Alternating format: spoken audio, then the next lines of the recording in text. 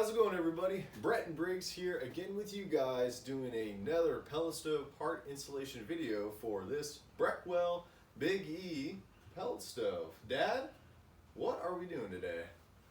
Well, we're going to do a little work on this Breckwell Big E, but most important, it's welcome to the channel. Today we are going to be focusing on the proof of fire or low limit switch, which looks like this. Follow along with us. Let's go to work. Okay, friends, as always, prior to doing any repairs on your pellet stove, unplug your stove prior to doing the repairs. Let's go. Okay, friends, let's stop for a minute. Please subscribe.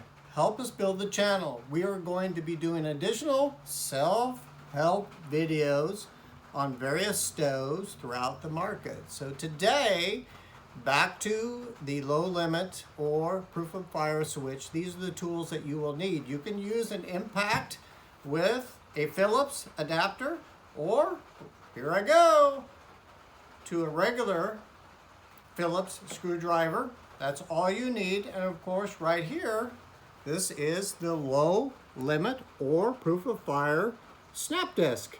Let's go to work.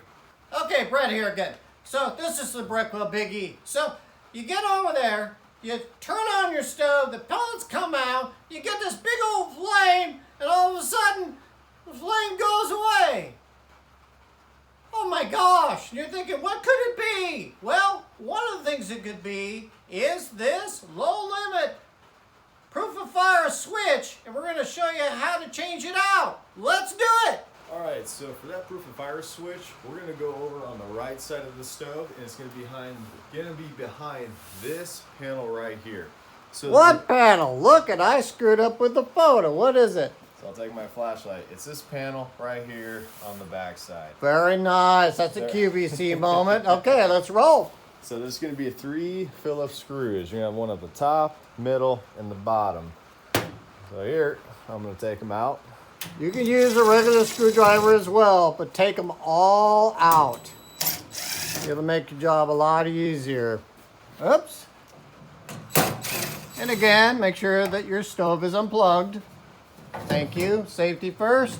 We're going to take this panel and we're going to put it off to the side, out of your way. Okay, he's over there taking that panel off to the side. Now there. I'm going to get my flashlight so we can really see. Can you guys see in here pretty good?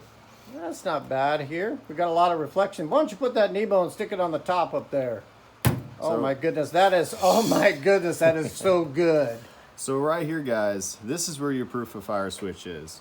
So if you want to remove the old one, we're basically going to take your hands. We're going to move both of these wires here. You're going to take your Phillips, put these out of the way, just as so.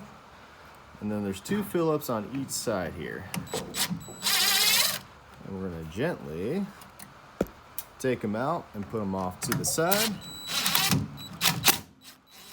Sometimes they can be a little stuck in there just because it's not on a high heat piece of the stove. And there you guys go. There's your old switch. So here we're going to grab your new proof of fire switch and we're going to put it on. But before we put it on, I kind of want to just explain a little bit how these guys work in your whole stove process.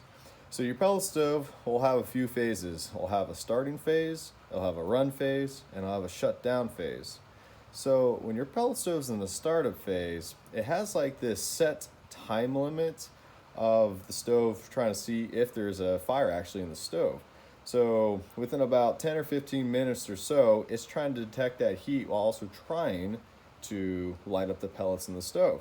So say about 10 or 15 minutes go by and you got a flame in there and stuff is starting to heat up. This disc right here is going to snap per se, and it's going to actually make that connection, which is then going to tell the stove saying, hey, we got flame, we're going, and it's going to go into the run cycle. When this switch is bad, it may not snap or may be inconsistent in doing that snap connection.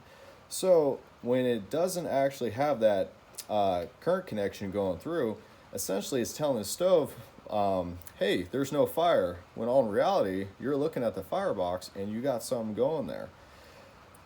So right there, that is the reason why this can be a bit of a headache for your purposes. I like that because what Brick said is absolutely spot on. So this is your exhaust motor right here.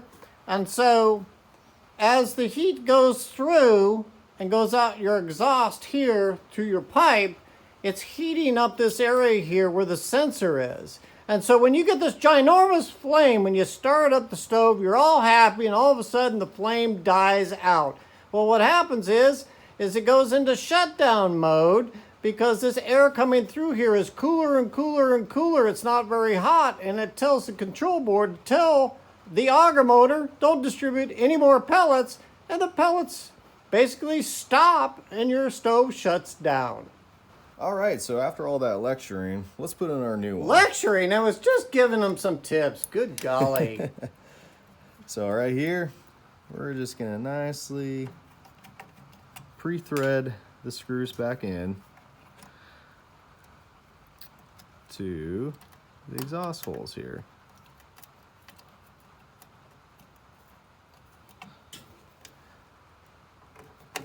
There we have it. And you can either hand tighten them or you could use some power tools if you want. Just remember, if you use power tools, you just want to be cautious so you don't do any over tightening and stripping or damaging any of the parts.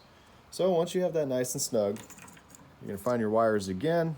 You're going to make the connections. So you have the male ends and the female ends. You want to make sure those male ends go right directly in the middle there. Number of times when people do this installation or other installation with these wires, the male ends can go either a little bit outside on the bottom or the top and not right in the middle. So in a way, you're not making a very true connection there, and you can have some inconsistencies. So make sure they go right in the middle.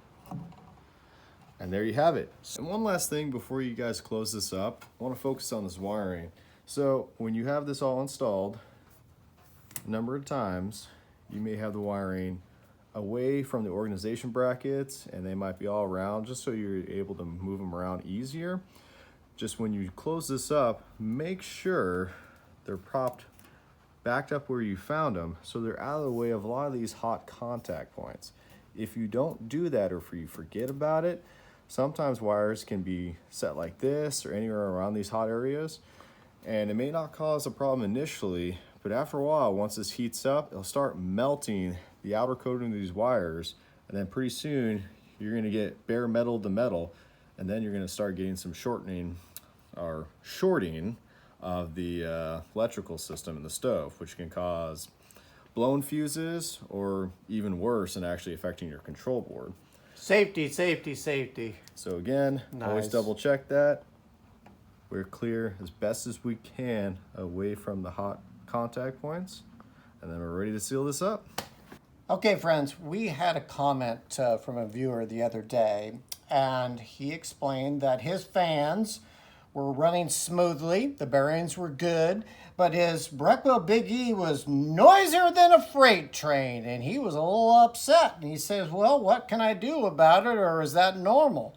Well, it is normal, because when they build these stoves, the metal is pretty thin, and as these motors go, you get an echo sound in there, so it's not super quiet. Back in the day when Breckwell was built in Eugene, Oregon, they would take this high heat insulation where my finger is, and they would have it on the firewall, the back wall, the side wall, and that was a nice feature because it would reduce the amount of noise. So anyway, there's some feedback to one of our viewers, and thanks for tuning in. We'll see you at the end of the video. All right, guys, and that's it. Old sensor out, new sensor in, stove working great. Nicely done, as always, son. Thank you. That's all right. You know, hopefully this video was helpful to you today. Briggs put in a low limit or proof of fire switch in this Breckwell Big E pellet stove. We will be doing some additional videos on the Breckwell Big E this coming week. Please provide some comments so we can help you at home. Share, like, and subscribe, and we will see you on the next video. See you guys.